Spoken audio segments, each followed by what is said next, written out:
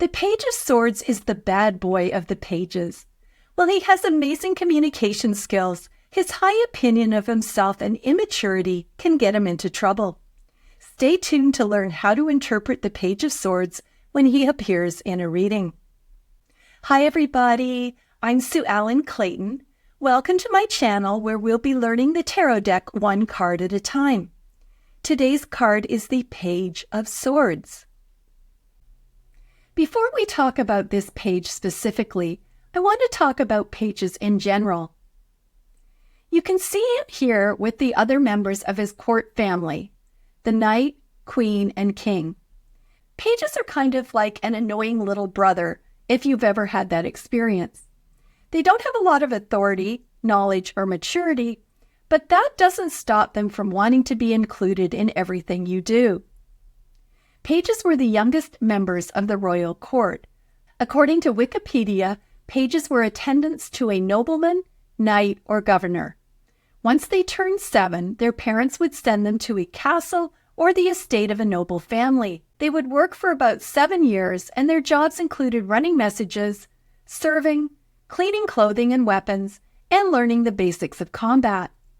For this reason, pages in tarot represent receiving messages of some kind.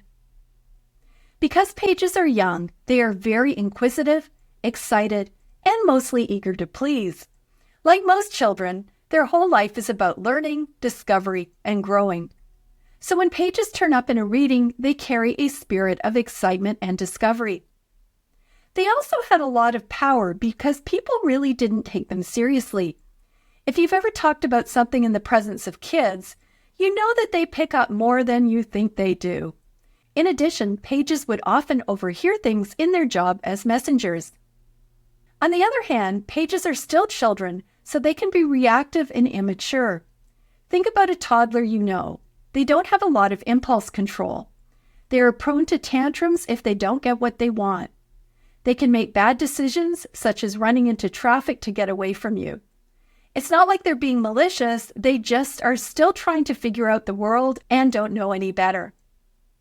One of the reasons that court cards are challenging is that they can represent 3 things. The first is a person. The page is traditionally considered to be a child under the age of 14. So they literally represent your child, your niece or nephew, your boss's grandchild, or the kid who lives next door and keeps running over your lawn with their bicycle. The second thing a page can represent is a childlike, excited, and maybe a bit naughty part of yourself. So even though you're a senior citizen, the page card may come up when you are learning tarot and connect with that sense of childlike wonder, and if you're like me, a bit of frustration. The third thing a court card can represent is a situation such as a new approach to life. So a page might be a message that it's time for you to learn something new that will create joy or excitement in your life, or you're finally learning to stand up for yourself after years of feeling like a doormat. So how do you know whether this page represents a person, a part of yourself, or a new approach to life? First of all, go by the question. If it still isn't clear, look at the surrounding cards and their position in a spread. Here's 2 other things to keep in mind when we discuss the court cards. First of all, don't give much credence to the ages, gender, or physical characteristics. The pages all have different color hair and skin tones. Does that mean that a page doesn't represent your younger sibling because they have different color hair or skin, or are a girl, or are over 14? No, it does not. Secondly, and more important, look at the energy from this card. Your level of maturity can vary greatly in different areas of your life. You can have mature youngsters and immature old people. Let me give you an example. Almost 20 years ago, my family moved from Phoenix, Arizona to Long Island, New York. My husband flew, and I was left to finish packing up the house and drive my 2 children and my 5 guinea pigs the 3,000 miles to our new home. I am missing the visual spatial gene, and at that point my daughter, who was 9, took charge of packing the car. So even though she was very young, her energy was more of the masculine, take charge, mature king role, and my energy was more of the just tell me what to do energy of the completely overwhelmed child who just wanted to crawl into a ball and cry. One of the easiest ways to understand the personality of the court cards is to understand the chart on the screen. Each member of the court card's personality is related to 2 elements. Here's a quick reminder of what each element means. Pentacles are connected to the element of earth. It's all about things in the material world, such as our bodies, homes, nature, or how we earn our living. These people are very stable. They work hard and enjoy traditions. Wands is connected to the element of fire. These people tend to be feisty, confident, enthusiastic, adventurous, extroverted, passionate, flashy, and high energy. These people make good athletes and good salespeople. Cups are connected to the element of water. This card is all about emotions. Cups people are gentle, loving, sensitive, nurturing, and feel things deeply. These people make good healers and social workers. Swords is connected to the element of air. Swords is all about communicating and expressing ourselves.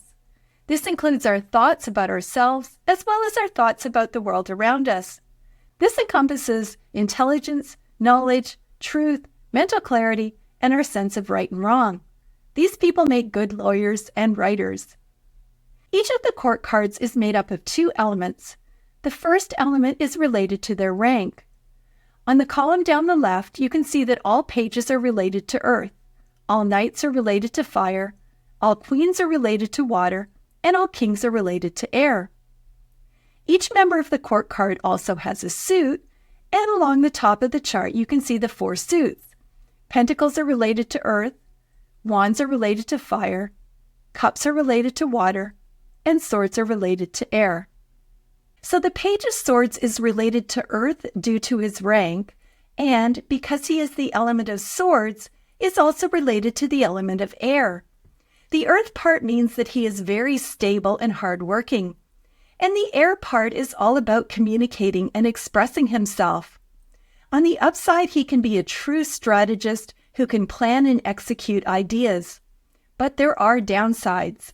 Because he's still got the childish energy of the page, he might be inclined to show off or speak without thinking and regret it later.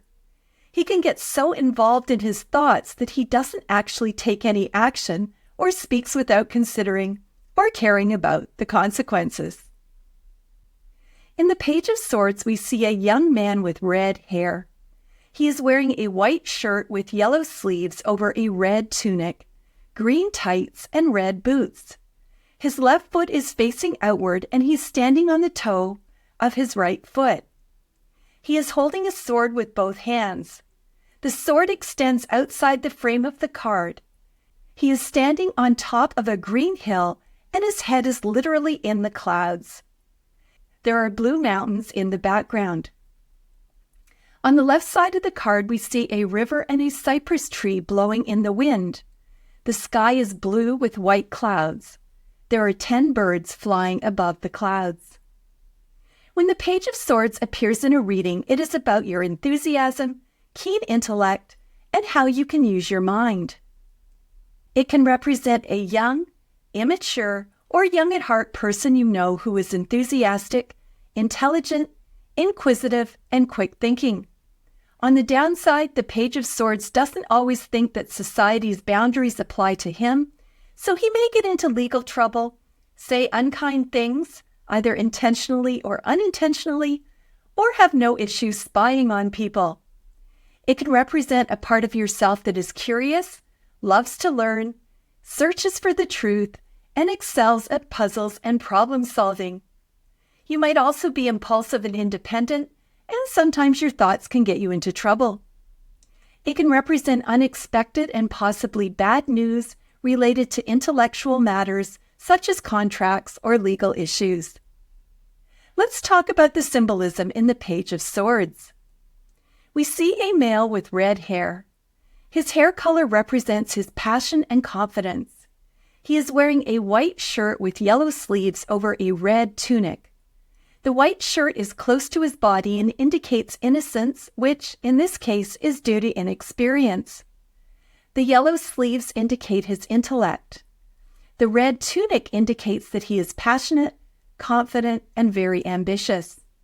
He's wearing green tights and red boots. Green represents youth and also growth, adventure, and health. The red boots can also signify his passion, confidence, and ambition. It is interesting that he is not wearing any armor, so I guess he's planning to use his intellect to win a battle. This is a sign of immaturity, as I don't think his opponents will be as unprepared. He is holding a sword with both hands, almost like you'd hold a baseball bat. He is looking over his right shoulder and appears to be ready for action. The sword extends outside the frame of the card. Since the sword represents the mind, this means that, although he might believe he knows everything, there are things that occur that are beyond his understanding. Regardless, he appears to be ready to use the sword to deal with threats, whether he can identify what they are or not. He is standing on a green hill, which is the high point of the landscape. Green is about youth, adventure, and growth. Being on the hill can signify that he wants to see what's going on and possibly spy on people, or that he believes that he is more intellectual than everyone else and is above them. There are blue mountains in the background. Blue represents truth and spirituality, while mountains represent obstacles that he will face in the future. His head is literally in the clouds. This is an interesting idiom that means you are daydreaming or not paying attention to what you should be paying attention to. I've enclosed a definition in the description, but the second part is really interesting. Quote, "You can think of this idiom to mean that your body is on earth, but your mind is somewhere in the clouds." Unquote. This fits with the fact that he is a combination of the earth and air signs, so his body is on earth, but his mind is in the air. Blue skies are about clarity and clouds are about hidden challenges. So the storm clouds that are gathering indicate that he will face some unknown challenges in the future. Once again, I will be relying on Pam Richards and her wonderful book Understanding Tarot for insight into the rest of the symbols on this card. On the left side of the card, we see a cypress tree blowing in the wind. According to Pam Richards, cypress trees are symbolic of misfortune and no good will come of this storm. We can see a river toward the left side of the card. The wind will cause the river to get choppy, which indicates that the page's emotions will get stirred up in the storm. There are 10 birds flying above the clouds. 10 is generally a number of completion, yet the page's journey is nowhere near complete due to his youth and impulsiveness. Once again, this indicates that he thinks he knows more than he really does. The birds can also represent his soaring intellect that is not balanced out by being grounded. Speaking of not being grounded, look at the placement of his feet. His left foot is planted solidly on the ground, and his right toe is just touching the ground. According to Pam Richards, this suggests quiet observation of the situation below, which links this card to spying, eavesdropping, and being underhanded. His right toe is on the side of feelings, which means that he is seeking an emotional reaction from his cutting words. His left, logical foot faces the mountains, which is a sign for harsh truths and trouble. So he is leaning both ways, which means that his loyalties may not be as good as you would expect given his intellect. Overall, the symbols point to a page who thinks he knows more than he really does, and, due to his overconfidence and immaturity, will be facing obstacles that he isn't prepared for. When the Page of Swords appears in an upright position in a reading, it can represent a young or immature person with a keen intellect and active brain. This person is usually alert, inquisitive, and likes mental challenges. Their favorite question is, why? This is a person that loves using their mind. When challenges occur, they see it as a way to exercise their mental muscles and come up with a solution. As a result, this card can represent a time of studying, mentorship, or applying information. It can represent someone who can be overconfident, mostly because they are immature and don't know any better. They love debating but don't know when to quit. They also love asking questions but don't know when to stop. Their words can be hurtful and too honest because their thoughts are moving so quickly that they speak without considering how their words will impact people.